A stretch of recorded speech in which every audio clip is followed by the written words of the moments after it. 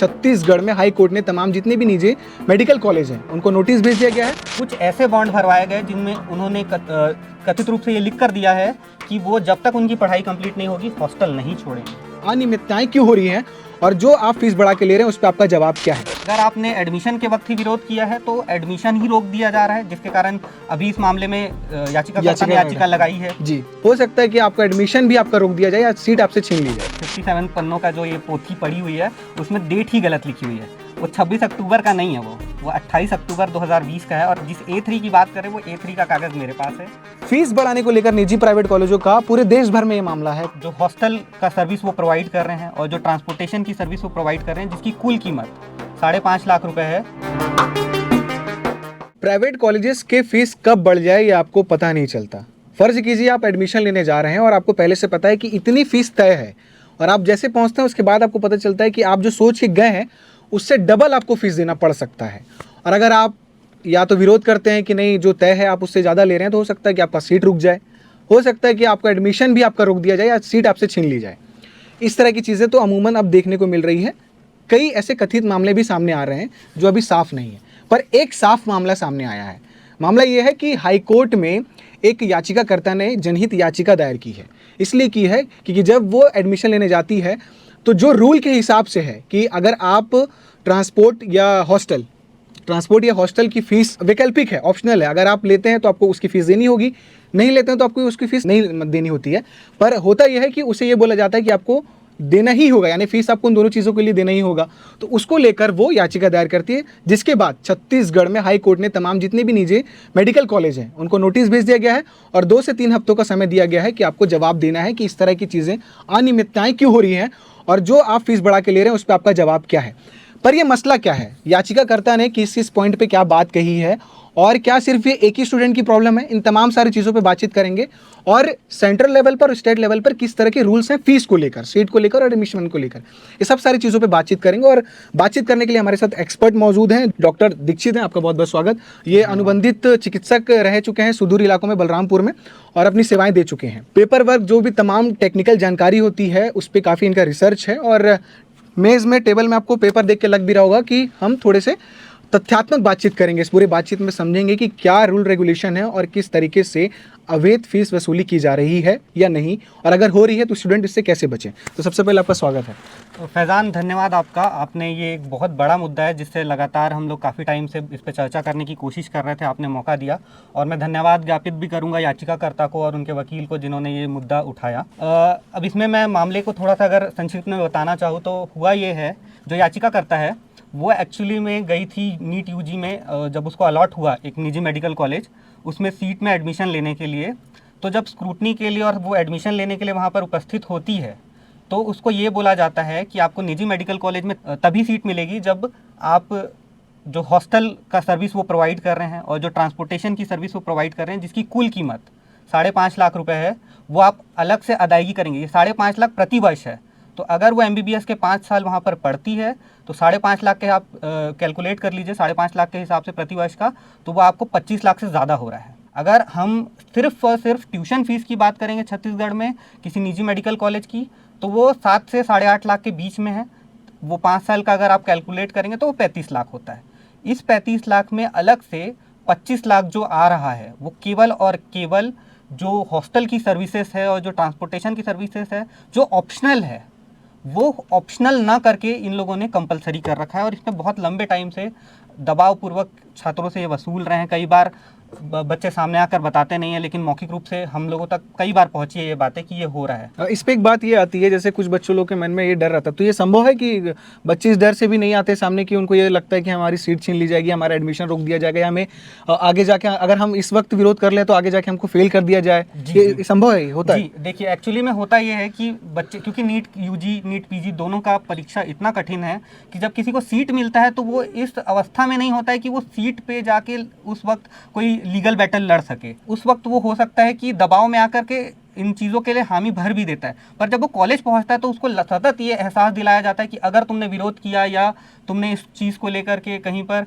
Court में या legal proceedings में अगर आप आगे बढ़ते हैं तो आपको हो सकता है कि फेल किया जाए, खामियाजा भुगतना पड़ सकता है उसका। मौखिक रूप से कई बार ये बातें सामने आती भी है कि कुछ बच्चों ने जा करके शिकायतें भी की संबंधित आयोगों को, पर उस पर कुछ ऐसा सॉलिड फैसला निकला हो अभी तक मेरी जानकारी में नहीं है। ठीक है, अब हम लोग थोड़ा रूल्स पे आते हैं, क्योंकि दर्शकों को इंतजार है कि क्या रूल्स के अकॉर्डिंग चल रही है और क्या उसके विरोध ये लोग वसूली कर रहे हैं। तो मैं रूल्स जानना चाहूँगा कि स्टेट क्या कहता है और सेंट्रल क्या कहता है इसमें। तो वो जो दो आयोग जो इन सब सारी चीज़ों को हैंडल करते हैं, आप उनके बारे में भी बताइए कि वो क्या हैंडल करते हैं, और फिर इसमें रूल रेगुलेशन क्या है फीस को लेकर, सारी चीज़ों को लेकर। देखिए, राष्ट्रीय स्तर पर एनएमसी जो 2019 में एमसीआई की जगह स्टैब्लिश हुआ था वो है, और राज्य में इन चीज़ों को लेकर के फीस विनियामक समिति है जो काउंसलिंग और फीस रेगुलेशन को ध्यान रखती है। जिस चीज़ का ये दोनों काम करती है मेजर बॉडीज़। मेरे पास में उनसे संबंधित लगभग सारे कागज अभी उपस्थित है, क्या क्या प्रोसीडिंग्स हुई है, क्या आक्षेप निजी मेडिकल कॉलेजेस ने लगाए थे फीस रेगुलेशन को लेकर के, उनका क्या जवाब फीस विनियामक समिति ने दिया था। मैं ये बता दूं कि फीस विनियामक समिति जो है वो राज्य शासन उसका गठन करता है, और ये 2008 का जो अधिनियम था उसके अंतर्गत ये राज्य शासन की जो शक्तियां हैं वो अपने अंदर रखती है, और इनको अंततः निजी मेडिकल कॉलेजेस को मानना होता है। कितना मानते हैं कितना नहीं मानते हैं अभी वो बात हम आगे डिस्कशन में जानेंगे। तो ये आपने आरटीआई लगाया था? जी, ये आरटीआई के तहत मैंने जो लगाया था उसका अभी ये एमबीबीएस के पाठ्यक्रम की जो फीस निर्धारण हुआ था वर्ष 2024-2025 के लिए, फिर 2025-2026 के लिए और 2026-2027 इन वर्षों में जो बैचेस सेलेक्ट हुई है उनकी जो फीस रेगुलेटेड रहेगी, किस तरीके से रहेगी, कब तक रहेगी, उसका सारा जानकारी इसमें दिया हुआ है।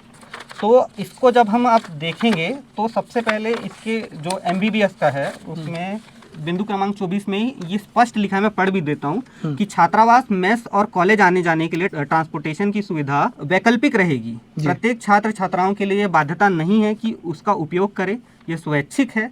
छात्रावास, मेस एवं ट्रांसपोर्टेशन शुल्क न लाभ न हानि, नो प्रॉफिट लॉस इंग्लिश में लिखा हुआ है, के आधार पर केवल उपयोगकर्ता छात्र छात्राओं से ही लिया जाना है, अन्य छात्राओं से नहीं लिया जा सकेगा। यानी कि वैकल्पिक सुविधा है, अगर कोई छात्र मेडिकल स्टूडेंट नहीं चाहते हैं ये चीजें तो वो नहीं ले सकता है। नहीं, पर इसी नाम से इनसे वसूली की जा रही है और लाखों रुपए लिया जा रहा है, और ये बोला जा रहा है कि आपको लेना पड़ेगा, नहीं तो अन्यथा क्या चीज? अन्यथा में ये अगर आपने एडमिशन के वक्त ही विरोध किया है तो एडमिशन ही रोक दिया जा रहा है, जिसके कारण अभी इस मामले में याचिका लगाई है जी, उसके एडमिशन रोके जाने पे। और अगर आपने शुरू में दे दिया जाता है तो बाद के सालों में आपसे हो सकता है कि अमौखिक रूप से, जैसा मुझे पता चला, बॉन्ड वगैरह भी भरवाने की बात सुनाई दी है। बॉन्ड का क्या सिस्टम रहता है? मैं इस पे आने वाला था, थोड़ा सा बॉन्ड के बारे में बताइए। देखिए, मुझे एक निजी मेडिकल कॉलेज के कुछ छात्रों से ये बात पता चली है कि उनसे उनके फर्स्ट ईयर में एडमिशन के वक्त ही कुछ ऐसे बॉन्ड भरवाए गए जिनमें उन्होंने कथित रूप से ये लिख कर दिया है कि वो जब तक उनकी पढ़ाई कंप्लीट नहीं होगी हॉस्टल नहीं छोड़ेंगे। साथ में मैं ये भी ऐड करना चाहता हूँ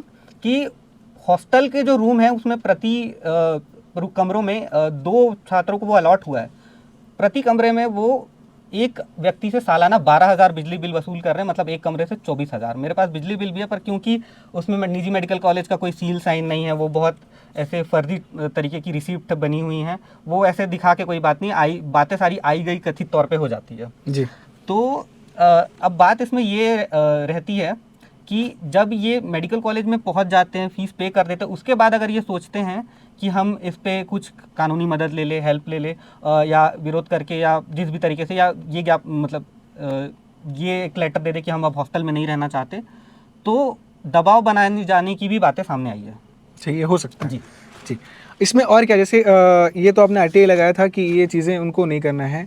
अब जैसे कि एनएमसी जो है वो स्टेट को कैसे बाध्य करता है कि आपको ये रूल फॉलो करना ही है, और निजी कॉलेज जो हैं, जैसे वेबसाइट पे आप बता रहे थे कि जो चीज़ उनको डालना चाहिए वो ना डाल के 56 पेज का पूरा वो डाल दिए हैं उनको, तो वो क्या है, थोड़ा सा क्लियर करिए जी।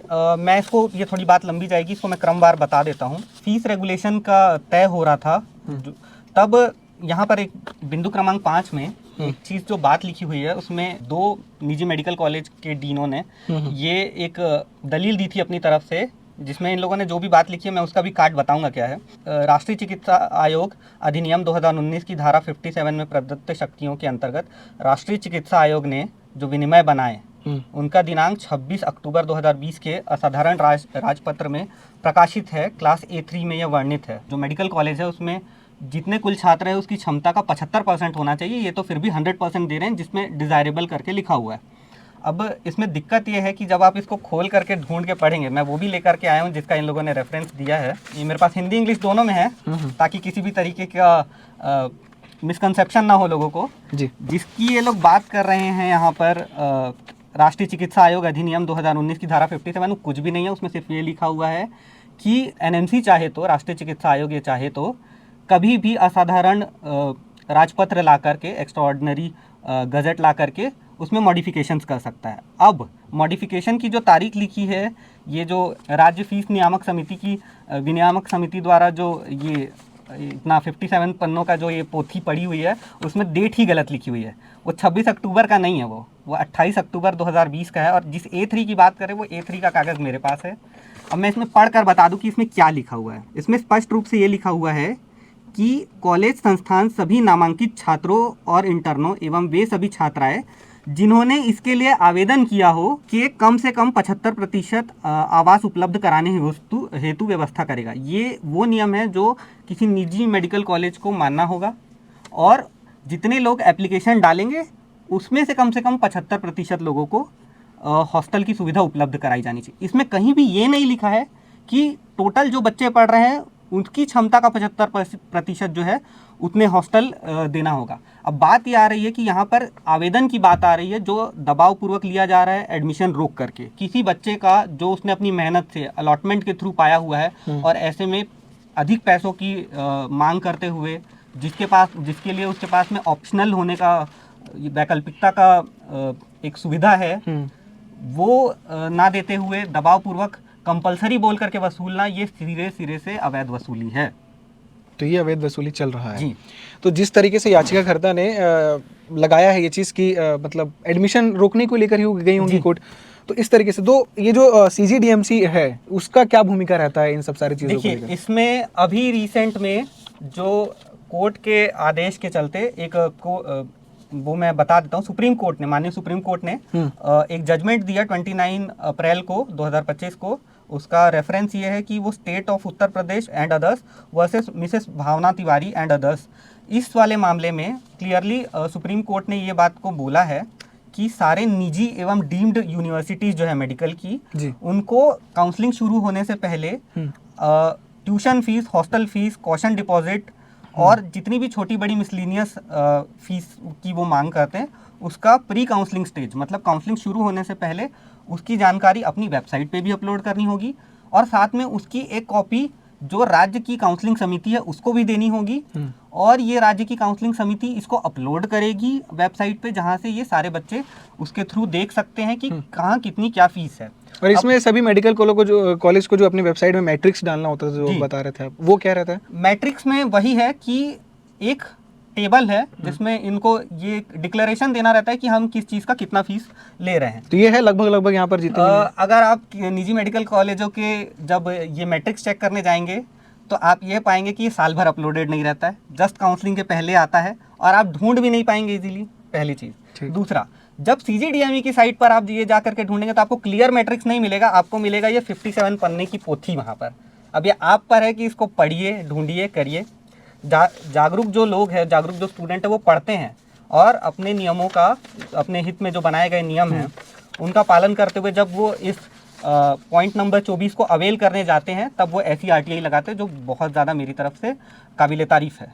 ये बहुत दिन से मैं चाह रहा था कि कोई इस पे कार्य करे, मैं खुद इस मामले में लोकस स्टैंडी कभी बन नहीं पाया, इसलिए अब जब कोई और बना है तो ये बिल्कुल काबिल तारीफ़ है। सुप्रीम कोर्ट का जो NMC वाला जो बात है, सुप्रीम कोर्ट ने NMC जो बोलेगा वही सही है जी वाली जो बात थी, और उसको सभी स्टेट को मानना है। अंततः देखिए, अलग अलग राज्यों में जो फैसले आए हैं उसमें सुप्रीम कोर्ट ने क्लियरली बोला है कि अंततः NMC जो बोलेगा उसी को माना जाएगा। स्टेट के सभी लास्ट बॉडी NMC ही है। NMC उसमें जिस तरीके की अपनी गाइडलाइन बना करके जो फैसले ले रखा है उसको अंततः माना जाएगा। छोटी मोटी बात जो है कि स्पष्टीकरण काउंसलिंग शुरू होने से पहले जो सबको क्लियर जानकारी मिलनी चाहिए फीस के ब्यौरे की, वो सब को लेकर के वो समय समय पर गाइडलाइन जारी करते रहता है। NMC का ये जो आदेश है ये किस तारीख का है? 11 जुलाई 2025 को ये NMC ने जारी किया था माननीय सर्वोच्च न्यायालय के आदेश के बाद में। तो उसमें यही चीज़ लिखी हुई है कि मैट्रिक्स को लेकर के प्री काउंसलिंग स्टेज में पता होना चाहिए, लोगों को जानकारी होनी चाहिए, चाहे वो निजी मेडिकल कॉलेज की वेबसाइट के माध्यम से हो, चाहे वो जो काउंसलिंग बॉडी हो, जैसे छत्तीसगढ़ में CGDME है जी, उसकी काउंसलिंग बॉडी के थ्रू वो लोगों को जानकारी जानी चाहिए। दिक्कत यहाँ पे ये है कि स्पष्ट कोई जानकारी नहीं रहती है। और अगर ये चीज़ मैं क्लियरली बोलना चाहूँगा कि जो निजी मेडिकल कॉलेज है वो कहीं पर भी जब ये मैट्रिक्स अपना अपलोड करते हैं तो उसमें वो ये लाइन कहीं नहीं लिखते हैं कि हॉस्टल और ट्रांसपोर्टेशन फीस जो है वो कंपलसरी नहीं है, वो ऑप्शनल है, जिसको ये सुविधा चाहिए केवल वही ले। ये एक लाइन न लिखने का कारण ही इस चीज़ का सबब बनता है कि छत्तीसगढ़ के लोग दबाव पूर्वक जी रहे हैं। मैं एक इसमें बहुत एक अच्छी चीज़ लिखी हुई है जो मैं चाहूँगा क्लियरली इस फीस रेगुलेशन समिति के नियमावली में एक चीज़ लिखी हुई है, मैं हाईलाइट करके दिखाना भी चाहूँगा कि छत्तीसगढ़ राज्य धनी राज्य की श्रेणी में नहीं आता है और छत्तीसगढ़ की जनता अत्यधिक खर्च उठाने के लिए सक्षम भी नहीं है और फीस निर्धारण के समय छत्तीसगढ़ राज्य की आर्थिक स्थिति को भी ध्यान में रखना आवश्यक है।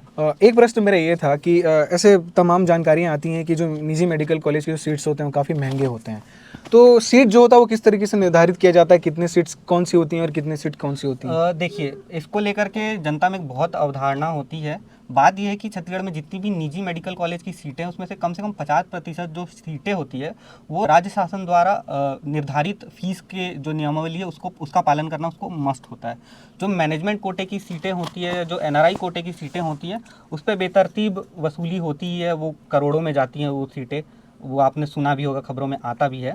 लेकिन जो 50% जो सीटें होती है वो राज्य शासन को अपने अंदर रेगुलेट करनी होती है, क्योंकि इसका एक बड़ा रीज़न ये है कि हमारा जो संविधान है वो इस बात पे बहुत जोर डालता है और ये उसके बेसिक स्ट्रक्चर में भी है कि सरकार को लोकहितकारी होना बहुत ज़रूरी है। लोकहित का अर्थ, और क्योंकि स्वास्थ्य एक बहुत बड़ा मुद्दा है जिससे आम जनमानस डायरेक्टली अफेक्ट होता है, तो लोकहित की बात आने पर ये सरकार की जवाबदारी होती है जो ये तय करती है कि जो जनता है उसको कम दरों में स्वास्थ्य सुविधा इजीली अवेलेबल हो। क्योंकि मशीनरी इतनी ज़्यादा नहीं है कि हर जगह सरकारी मेडिकल कॉलेज नहीं बनाए जा सकते, इसलिए प्राइवेट मेडिकल कॉलेजेस को भी खोलने के लिए मान्यता दी जाती है, उनको तमाम तरीके की मदद की जाती है, कम दरों में ज़मीनें प्रोवाइड कराना, बहुत सारे उनके जो परमिशन। मैं इसमें ये आ रहा था, जैसे आपने बताया कि 50% जो सीट होती हैं वो सरकार, राज्य सरकार अपने हिसाब से फीस उसमें वो करती है, पर अगर उन सीटों में भी प्राइवेट कॉलेज जो है मेडिकल कॉलेज, उन सीटों में भी अगर अपनी मनमानी वो वसूली कर रहा है, होता होगा कथित तौर पर, बहुत सारी बातें तो आती भी हैं कि वहाँ पर इस तरीके से वसूली हो रहा है, तो ये कैसे कर पाते हैं? जी, ये देखिए, यही बात ही सबसे ज़्यादा चिंताजनक है और यही इस याचिका का मूल रूट कॉज बना है। इसमें हो ये रहा है कि फीस जो है, ट्यूशन फीस, वो ये रेगुलेटेड है, समिति उसको रेगुलेट भी करती है। लगभग अभी 7.5 से 8.5 लाख के बीच में उसका वैल्यू चल भी रहा है छत्तीसगढ़ में। अगर आप 5 साल का निकालेंगे तो 35 लाख में आप MBBS डॉक्टर बन सकते हैं। लेकिन ये शिक्षा का जो वैल्यू है वो सिर्फ यहाँ तक सीमित नहीं है, आपको ज़बरदस्ती दबाव बनाया जाएगा कि आप हॉस्टल की सुविधा भी ले, ट्रांसपोर्टेशन की सुविधा भी ले और मेस की सुविधा भी ले, और ये नॉर्मल नहीं है बिल्कुल भी। जब प्रति वर्ष का वैल्यू 5.5 लाख जाएगा और 5 साल का अगर आप कैलकुलेट करेंगे, UG में ये 5 साल है, PG करने अगर आप जाते हैं 3 साल है, तो 15 से लेकर 25 लाख आपके एक्स्ट्रा सिर्फ इसलिए आपको देने हैं प्राइवेट मेडिकल कॉलेजेस को, जो ये दबावपूर्वक इस तरीके से वसूल रहे हैं। सब राज्य शासन की सारी जो योजनाएं हैं, सारे जो उनके लोकहितकारी कदम है, उसको ताक पे रख करके ये चीज़ की जा रही है। तो ये मनमानी वसूल रहे हैं जी। और ऐसा नहीं है कि सिर्फ ये चीज़ें हैं जो वैकल्पिक तौर पर, इसके बाद फिर साल में अगर कुछ और एक्टिविटीज़ हो रही हैं उसके लिए भी फीस ली जाती है, तो वो सिर्फ 25 लाख तक नहीं बनता होगा, मामला और भी बढ़ता चला जाता होगा। देखिए, उसमें वो छोटी मोटी इनसे मांग तो की ही जा सकती है। उसमें बिजली बिल जो हॉस्टल के रूम का मांगा जाना, वो भी 1 साल का 12,000 एक व्यक्ति से, और उस कमरे में 2 लोग का रहना, मतलब एक कमरे से 24,000 वसूलना। मुझे नहीं पता कि कितना बिजली बिल इस्तेमाल किया जा रहा है। इसमें कुछ छात्र ऐसे भी हो सकते हैं, क्योंकि मुझे ऐसे मौखिक तौर पर सुनने आया था कि वो हॉस्टल का भर तो देते हैं पर वो रहते नहीं है। जी, उनको मजबूरन वो करना पड़ता है और उनको फीस भी भरना पड़ता है। जी, ऐसे कई छात्रों को मैं पर्सनली जान रहा हूँ जो हॉस्टल लेकर रखे हैं, जो रहते नहीं है, जो बाहर से आना जाना कर रहे हैं, क्योंकि वो मान के चलिए कि लोकलाइट है, मतलब वो कॉलेज के आसपास ही रहने वाले हैं। दबावपूर्वक उनसे हॉस्टल का फीस भरवाया जाता है, वो रहते नहीं है। घर में रहने मिलेगा किसी को तो वो क्यों घर में नहीं रहेगा, बाहर हॉस्टल में रह के मेस का खाना खाते हुए क्यों कोई रहना चाहेगा। ठीक, इसमें मोटा मोटी आप सारी चीज़ें अपन थोड़ा बहुत क्लियर कर लीजिए। जो आपके रिसर्च पे अनियमितताएं दिख रही हैं जी, वो बेसिक क्या है, जो अगर कोई छात्र चाह रहा है या आने वाले समय पे वो एडमिशन लेने जाएगा तो उनको इन बातों का ध्यान रखना है रूल्स के हिसाब से? जी, देखिए, NMC का मेरे पास में ऑफिस मेमोरेंडम रखा हुआ है, इसमें भी एक चीज़ क्लियरली लिखा हुआ है, ये पॉइंट नंबर 21 में लिखा हुआ है कि utilising the hostel mess and transportation facility by student is entirely optional, मतलब कि पूरी तरीके से वैकल्पिक है। मेस की सुविधा, हॉस्टल की सुविधा और ट्रांसपोर्टेशन की सुविधा का उपयोग करना, उस पे कॉलेजेस है वो दबाव नहीं बना सकते। वो छात्र के ऊपर है कि वो उसको इस्तेमाल करता है कि नहीं, और सिर्फ उसी से ये चीज़ का भुगतान लिया जाएगा जो इसका इस्तेमाल करता है। पर यहाँ पर सबसे बड़ी अनियमितता यही आ रही है कि कोई ऐसी रेगुलेटिंग बॉडी नहीं है जो इस बात को चेक कर सके कि क्या जो छात्र जा रहे हैं उनसे कहीं इस चीज़ की वसूली दबाव बनाकर तो नहीं ली लिया गई। जा रहा है। मैं अभी भी ये बात बोल रहा हूँ क्योंकि निजी मेडिकल कॉलेज आरटीआई के अंतर्गत नहीं आते, वरना मैं एक ये जानकारी बिल्कुल तहे दिल से मांगना चाहता इन लोगों से कि आप मुझे उन छात्रों की लिस्ट दे दीजिए, या एटलीस्ट वो प्रतिशत बताइए अपने छात्रों का जो हॉस्टल में नहीं रहता है। वो आपको ज़ीरो मिलेगा, क्योंकि ये हर छात्र को अपने हॉस्टल में दबावपूर्वक रख रहे हैं। जो नहीं भी रहते हैं, जो घर से आना जाना कर रहे हैं, उनके नाम पे भी कोई ना कोई कमरा वहाँ पर रजिस्टर्ड है। इस तरह की चीज़ें चल रही हैं मेडिकल कॉलेजेस में। ठीक, और कोई ऐसी चीज़ें जो हमको अगर आप बताना चाहें, आपके रिसर्च में आई हो, जो दर्शकों को बताना जरूरी मैं है? दर्शकों से ये निवेदन करना चाहूँगा कि जब भी आप ऐसे एडमिशन लेने जाते हैं ना, एक काम करिए, आप एक शपथ पत्र बना करके एडमिशन में जब निजी मेडिकल कॉलेज जाते हैं तो ये जमा करिए कि आप पूरी तरीके से इस बात से अवगत है कि हॉस्टल की जो सुविधाएं हैं, ट्रांसपोर्टेशन और मेस की जो सुविधाएं हैं, वो ऑप्शनल है और आप उसका उपभोग नहीं करना चाहते हैं। जी। अगर ऐसे मामले में अगर आपका एडमिशन रोका जाता है तो आप ये चलिए कि मान के चलिए कि ये आपके संवैधानिक अधिकारों का हनन है। आपने एग्ज़ाम दिया, आपको कमेटी के थ्रू, आपको काउंसलिंग कमेटी के थ्रू वो अलॉटमेंट हुआ है। अब अगर ये आपका एडमिशन सिर्फ इसलिए रोक रहे हैं कि आपने ऑप्शनल सर्विस को इनके द्वारा दबाव बना के कंपलसरी बोल करके लिए जाने पे नहीं लिया है, तो आप सीधा हाई कोर्ट का रुख करिए, इन पर कार्रवाई होगी और इनको इस चीज़ पर स्पष्टीकरण देना पड़ेगा। ये ऐसा दरवाज़ा है जो अब तक बंद है, किसी एक ने भी ताकत से इसको धक्का मार करके खोला तो ये सारे छात्रों के लिए खुल जाएगा। इसलिए जो हमारे यहाँ कवायद है कि मेडिकल की जो पढ़ाई होती है वो काफ़ी महंगी होती है और हर किसी के लिए नहीं है।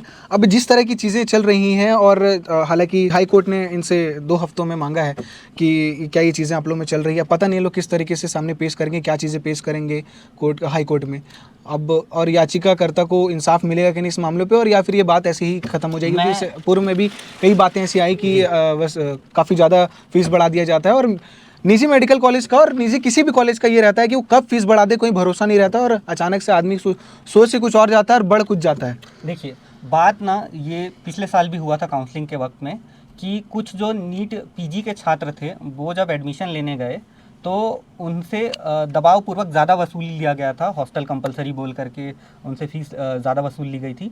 बाद में जब उन्होंने फ़ीस विनियामक समिति को इसकी शिकायत की तो इन मेडिकल कॉलेज को 30-30 लाख की दंड भी लगाया गया था, आर्थिक जुर्माना भी लगाया गया था, पर वो उसका भुगतान आज तक नहीं हुआ। उसके साथ में, उस दंड के साथ में ये भी बात थी कि जितना पैसा वसूला गया है उसका 7% ब्याज दर के साथ वापस लौटाना भी होगा। वो आज तक छात्रों को, हाँ, छात्रों को वापस लौटाना होगा। वो आज तक इसलिए भी नहीं हुआ क्योंकि उस टाइम पर इनकी जो मेडिकल कॉलेज है उनकी तरफ से ये दलील दी गई थी कि आप रेगुलेट नहीं कर सकते हॉस्टल की फीसेस को, क्योंकि उस टाइम पे जो काउंसलिंग समिति है उसने बोला था कि आप जितनी लाखों में मांग रहे हैं हॉस्टल की फ़ीस वो उतनी नहीं हो सकती, वो समथिंग 50,000 के आसपास रेगुलेट की थी। इन्होंने दलील दी कि आप ये क्योंकि नॉन एकेडमिक फ़ीस है ये आप नहीं रेगुलेट कर सकते। पर ये जो राज्य का फीस नियामक समिति है और जो एनएमसी है इसमें क्लियरली ये चीज़ लिखा है कि हॉस्टल कंपलसरी नहीं है, ट्रांसपोर्टेशन की सुविधा कंपलसरी नहीं है, मेस की सुविधा कंपलसरी नहीं है, सिर्फ उपयोगकर्ता छात्रों से की जो धनराशि ली जानी चाहिए। और इसमें कहीं पर भी ये नहीं है कि सारे छात्रों को ही लेना है, उसमें यह है जो आवेदन करेगा, आवेदन करने वाले कुल छात्रों का 75% उसमें एक मिनिमम क्राइटेरिया रखा गया है।